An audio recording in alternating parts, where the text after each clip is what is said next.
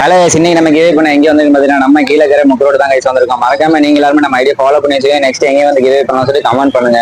So okay வாங்க இந்த கிவே யார் வின் பண்ணா சொல்லி செக் பண்ணலாம். முக்கரோட்ல யாருமே இல்லை, முக்கரோட எம்டியா இருக்கு. இங்க யார்கிட்ட போய் கொடுக்க என்னன்னு தெரியல.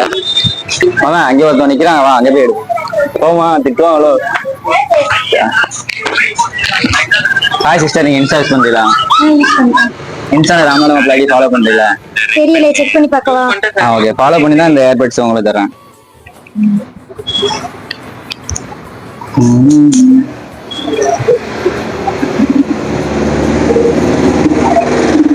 சர்ச் பண்ணி பாருங்க.